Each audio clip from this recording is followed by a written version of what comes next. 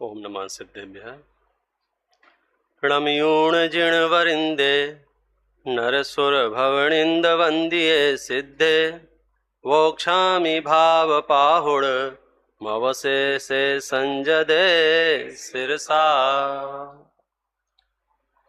आचार्य भगवान कुंद कुंद देव का एक प्रमुख ग्रंथ अष्टपाहुड़, उसकी एक गोष्ठी चल रही है। आदरणीय अध्यक्ष महोदय, उपस्थित विद्वत वर्ग, साधर्मी बंधुओं, अष्टपाहुड़ में भी एक भाव पाहुड़ बहुत विशेष ग्रंथ है। स्वयं कुंद कुंद आचार्य उन गाथाओं को बोलते हुए, लिखते हुए आपको उसमें झूमते हुए नजर आएंगे जब मैं अभी बताऊंगा। और भाव पाहुड़ में भी ये जो प्रकरण दिया है द्रव्यलिंग और भावलिंग, ये बहुत ही समझ लीजिए जैन समाज का चर्चित विषय है।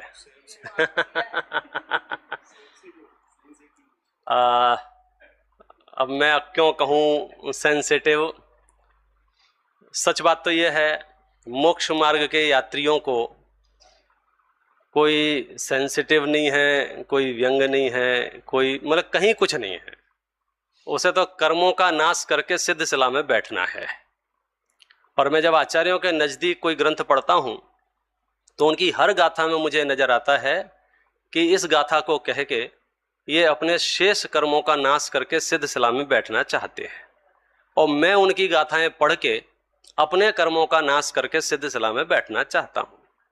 दार्शनिक व्याख्या वैसी होती हैं, स्वमत की, परमत की, इसका खंडन, उसका मंडन, लेकिन मैं इस नजरिए से इस प्रकरण को प्रारंभ कर रहा हूं कि मुझे मोक्ष मार्ग में प्रयाण करना है तो मुझे पता होना चाहिए द्रव्यलिंग क्या है, भावलिंग क्या है।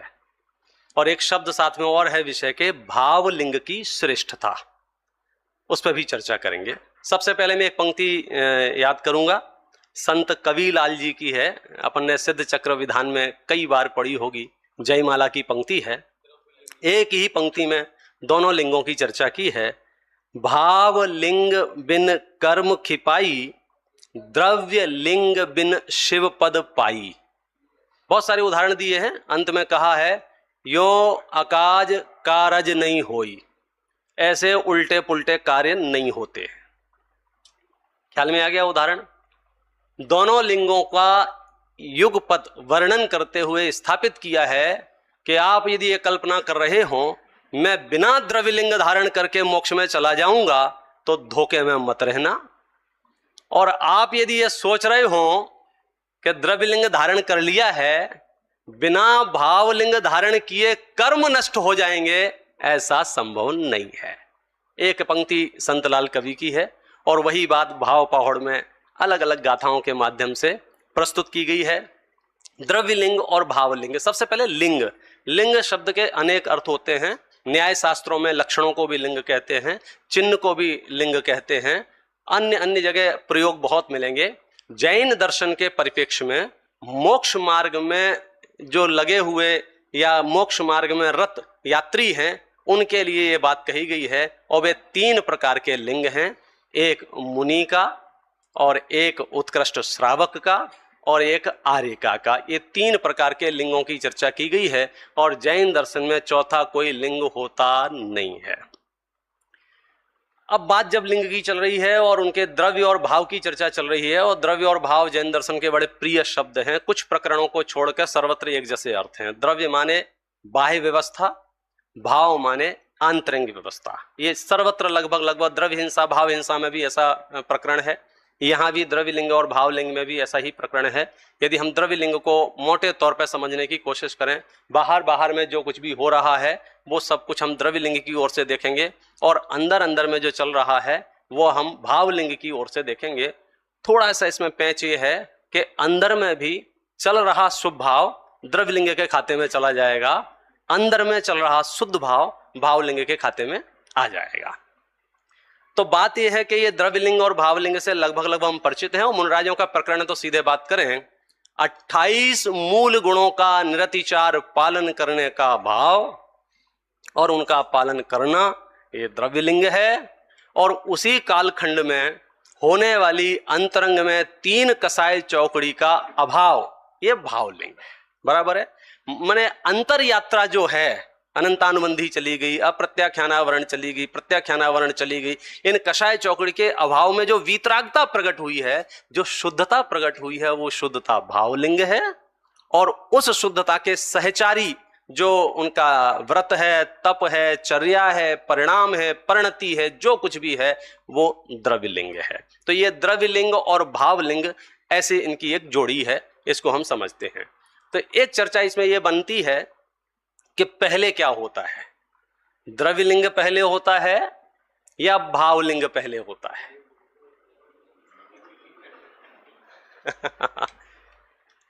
प्रकरण और ग्रंथ जो कह रहा है वो ये कह रहा है जो कुछ है भाई साहब भावलिंग है। 2 नंबर की गाथा में ये कहा ना कि भावलिंग को प्रथम जानो, द्रव्यलिंग को परमार्थ ना जानो, ऐसी गाथा है। क्यों? गुण दोष को बताने वाला, गुण दोष को निरूपण करने वाला कौन है? भाव है। मतलब भाव पाहुड़ के प्रारंभ में ये कह दिया है जो कुछ भी है भाव है, भावों से ही स्वर्ग है, भावों से ही मोक्ष है, भावों से ही नरक है, भावों से ही निगोद है, जो कुछ भी है वो सब किससे है? भावों से है। भावलिंग यदि नहीं है तो उसकी निरर्थकता गाथाओं में सिद्ध की गई है, वो हम हिंट देके छोड़ देंगे, आप भी पढ़ सकते हैं। 2 नंबर से 8 नंबर की गाथाओं का प्रकरण यहां चल रहा है। तो मुद्दा ये आया कि पहले भावलिंग होगा कि पहले द्रव्यलिंग होगा? भाई साहब आपको क्या लगता है? भावलिंग पहले होगा। आप इधर उधर देखने लग गए। अब ठीक नहीं, आपका कोई दोष नहीं, हो सकता है प्रकरण ही पहली बार आ रहा हो। द्रव्यलिंग मतलब बाह्य व्रतादि का पालन होना, भावलिंग मतलब अंतरंग में वीतरागता की उस जाति की उपलब्धि जहां 3 कसाय चौकड़ी का अभाव है, वो अंदर परिणति जिसको कह रहे हैं उसको भावलिंग कह रहे हैं। तो हमारे पास द्रव्यलिंग और भावलिंग, हमने प्रश्न पूछा है पहले कौन सा होगा, द्रव्यलिंग पहले होगा कि भावलिंग पहले होगा? तो मैं बहुत सरल शब्दों में कहना चाहता हूं, पहले द्रव्यलिंग होगा, बाद में भावलिंग होगा। मैं आपको सरल करने के लिए एक प्रकरण यहां है, देखो गुरुदेव श्री का अष्टपाहुड़ पर प्रवचन है, सीधा सीधा मैं पढ़ देता हूं। हां वही कहते हैं, अपने सम्यक दर्शन सहित पहले भावलिंग चारित्र नहीं प्रकट हुआ, लेकिन द्रव्यलिंग ले लिया। 28 मूल गुण की प्रतिज्ञा पहले लेते हैं ना, पंच महाव्रत की प्रतिज्ञा लेते हैं ना, बाद में ध्यान करते हैं तो भावलिंग चारित्र प्रकट होता है। मतलब सीधा सीधा कॉन्सेप्ट है, यदि आपको सप्तम गुण स्थान का आनंद लेना हो तो क्या उपाय है? बोले कपड़े उतारो, इसके बिना संभव ही नहीं है। गुरुदेव श्री ने आगे एक प्रकरण लिया है साथ में, देखो इसके अगले पेज पे लिखा है। उन्हें इस प्रकरण में पूरी गाथा का प्रवचन सुनेंगे, वो थोड़ा सा मूल गाथा से उधर चले गए, कहाँ? जिस संप्रदाय से वो आए थे। उन्हें अनेक उदाहरण याद आने लग गए और उन्होंने बताए कि श्वेतांबर में कहते हैं ना, स्त्री वेश का हो मुनिपना हो जाता है, कपड़ा पहना हो केवल ज्ञान हो जाता है। वो तो है ना, नाचते हैं एचली कुमार, रस्सी पर नाचते नाचते केवल ज्ञान हो गया, आहार लेते लेते खाते खाते हो गया, वह सब बात। अब ये जो टेक्निकल पॉइंट है, वो टेक्निकल पॉइंट ये है, इट मींस कि पहले द्रव्यलिंग की उपस्थिति चाहिए। अगर द्रव्यलिंग की उपस्थिति है तो उसमें भावलिंग अवतार लेगा। लेकिन मुद्दा यह है कि द्रव्यलिंग हो गया तो मेरा कल्याण हो जाएगा कि नहीं हो जाएगा? धोखे में नहीं रहना। समझ में आया? कल्याण तो भावलिंग से होगा। बिना द्रव्यलिंग के हो जाएगा कि नहीं हो जाएगा? कि बिना द्रव्यलिंग के नहीं होगा। अब आपने बड़ा फंसा दिया, कल तक तो हम बड़े आराम में चल रहे थे। ये गाथा ही ऐसी है, चूंकि ये भाव पावड़ है तो भावों की प्रधानता बताई जाएगी, भावों को मुख्य कारण बताया जाएगा। लेकिन इस पूरे प्रकरण में कहीं भी द्रव्यलिंग का निषेध नहीं किया जाएगा, और ना आचार्यों ने कहीं द्रव्यलिंग का निषेध किया है। निषेध कैसे करेंगे? वो मोक्ष मार्ग का सहचारी है, हम द्रव्यलिंग का निषेध कैसे कर सकते हैं? नहीं कर सकते हैं, संभव ही नहीं है। तो ये जो कल्पनाएं हैं कि बिना द्रव्यलिंग के, बिना मुनि बने भी मोक्ष हो सकता है, ये सिर्फ निरी अफवाह होने से यहां से निराश की जाती है कि उसका कोई लेना देना नहीं है। मोक्ष मार्ग का प्रवेश ही मुनि धर्म से होता है। एक पॉइंट। लेकिन बात चल रही है द्रव्यलिंग और भावलिंग की, तो ये तो तय हो गया। क्रम में यदि विचार करेंगे तो पहले द्रव्यलिंग फिर भावलिंग। लेकिन अष्टपाउड़ कुछ और कह रहा है, मालूम है? अष्टपाउड़ कह रहा है कि पहले भावलिंग होगा, मैं आपको गाथाएं दिखाऊंगा अभी, बाद में द्रव्यलिंग होगा। अब समझना, दोनों कथन आपको मिलेंगे और नए विभाग से उसका समाधान होगा। जहां भी आपको ये लिखा मिले पहले भावलिंग होगा, वहां आप ब्रैकेट में सम्यक दर्शन लिख देना आंख बंद करके। जहां भी आपको मिले कि पहले भावलिंग होगा, आप आंख बंद करके वहां क्या लिखना? सम्यक दर्शन। क्योंकि सम्यक दर्शन की भाव भूमि हो तो 28 मूल गुण लेने का जीव को भद्र परिणाम आए, 28 मूल गुण लेने का भद्र परिणाम आए और ध्यान करने बैठे तो वहां सप्तम गुण स्थान हो, तो मोक्ष मार्ग का मूल भावलिंग प्रकट हो। यात्रा ख्याल में आ रही है आपको? तो जहां जहां भी ये शास्त्रोक्त कथन मिले हैं आपको, कौन से कि भावलिंग पहले होता है फिर द्रव्यलिंग होता है, आप सही कह रहे हैं। वहां भावलिंग का अर्थ सम्यक दर्शन है। यदि 28 मूल गुण आदि द्रव्यलिंग के साथ होने वाला 3 कसाय चौकड़ी के अभाव वाला भावलिंग यदि कहेंगे, तो उस क्रम विकास में तो पहले 28 मूल गुण आदि की प्रतिज्ञा लेते हैं, पंच महाव्रत की प्रतिज्ञा लेते हैं, फिर सप्तम गुण स्थान प्रकट होता है। यदि ऐसा ना माना जाए तो क्या प्रॉब्लम आएगी? क्या प्रॉब्लम आएगी? सवस्त्र मुक्ति की प्रसंग आएगा, गृहस्थ से मोक्ष मार्ग का प्रसंग आएगा, सीधे मोक्ष, कपड़े पहने पहने, क्योंकि व्रतादि की आवश्यकता नहीं रही ना भावलिंग के लिए। यदि व्रतादि की आवश्यकता नहीं रही, वस्त्र छोड़ने की आवश्यकता नहीं रही, 28 मूल गुण की आवश्यकता नहीं रही, तो फिर क्या होगा? सवस्त्र मुक्ति का प्रसंग आएगा, जो कि संभव नहीं है। क्यों संभव नहीं है? उसकी अपनी गाथाएं हैं, उसकी अपनी बातें हैं। बाह्य परिग्रह और क्यों त्याग कराया है, 28 मूल क्यों नियम दिलवाए हैं। कॉन्सेप्ट यहां इतना सा है कि द्रव्यलिंग और भावलिंग ये दोनों ही मोक्ष मार्ग के साधन भूत हैं, और दोनों में से मुझे मुख्यता किसकी रखनी है, मुझे आकर्षण किसका रखना है, मुझे समर्पण किस पे रखना है, उसके लिए भाव पौड़ विशेष कथन करेगा। देखो, द्रव्यलिंग शब्द भी है ना, द्रव्यलिंग, इसको भी गुरुदेव सिंह ने स्पर्श किया। कोई द्रव्यलिंगी एक प्रकार का नहीं होता है, 3 प्रकार के द्रव्यलिंगियों की चर्चा की है इस प्रकरण में उन्होंने। कौन कौन से? एक 6वें 7वें गुण स्थानवर्ती द्रव्यलिंगी, एक 5म गुण स्थानवर्ती द्रव्यलिंगी, एक 4थे गुण स्थानवर्ती द्रव्यलिंगी, और एक और आ गया, एक मिथ्या दृष्टि द्रव्यलिंगी। 6वें 7वें को भावलिंगी समझते हो, बहुत अच्छी बात है, समझना भी चाहिए। लेकिन 6वें 7वें गुण स्थान में जो अंतरंग में 3 कसाय चौकड़ी का अभाव है, तो आपका समझना सही है। यदि 3 कसाय चौकड़ी का अभाव नहीं है तो उसको भावलिंग नहीं कह सकते। अब प्रसंग यह है, 6वें 7वें गुण स्थान को द्रव्यलिंग आंख बंद करके इसलिए कह सकते हैं क्योंकि वहां तो 100% भावलिंग उस द्रव्यलिंग की जोड़ी है। निचले गुण स्थानों में ऐसा होता है, भावलिंग लापता हो और द्रव्यलिंग उपस्थित हो। तो हमने यहां चर्चा में यह स्पष्टीकरण करना है कि हम भाव द्रव्यलिंग नहीं होता है ये नहीं कह रहे हैं, हम ये कह रहे हैं कि द्रव्यलिंग की सार्थकता भावलिंग से है। और मैं तो श्रावकों तक को हिंट दे देता हूं, अभी इसी प्रकरण में बात जब चली ही रही है। जैसे सप्तम गुण स्थान का आनंद लेने के लिए, भावलिंग के लिए हमने क्या कहा कि बाह्य परिस्थिति वैसी चाहिए। तो बाह्य परिस्थिति कैसी है? वो द्रव्यलिंग है, 28 मूल गुण आदि रूप द्रव्यलिंग है। तो आप क्रम देखें ना, तो आपको सप्तम गुण स्थान का आनंद लेना है ना, तो बाहर की तैयारी कैसी होना चाहिए? 28 मूल रूप। थोड़ा नीचे आओ, यदि 2 कसाय चौकड़ी का आनंद लेना है ना आपको, तो बाहर की आदतें आपकी कैसी होनी चाहिए? जिसकी सम्यक तो चरण, सम्यक संयमाचरण में आप पढ़ोगे ना, तो वो 11 प्रतिमाएं आके खड़ी हो जाएंगी। और नीचे आओगे कि 4थे गुण स्थान का आनंद लेना है, तो उसके लिए क्या होना चाहिए? सम्यक्त्वाचरण चारित्र आके द्रव्यलिंग के रूप में उपस्थित हो जाएगा। मतलब हमारी पात्रता हो तो काम होगा। अच्छा, उपदेश कैसा दिया जाएगा?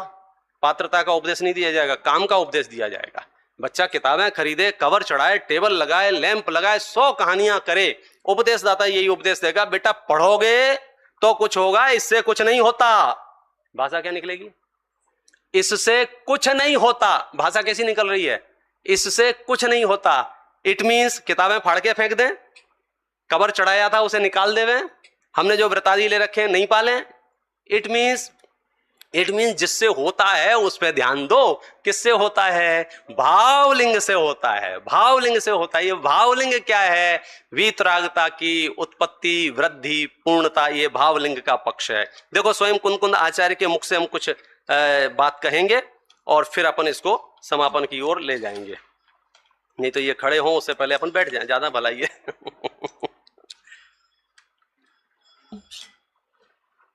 मैं पाठ नहीं करता हूं, सीधा सीधा दूसरे नंबर की गाथा में उन्हें सार संक्षेप से कहा कि भावलिंग जो कुछ भी है वो पहले नंबर का है। पहले नंबर में क्रमांक वाला पहला नहीं है, प्रथम माने हेड है, प्रधान है।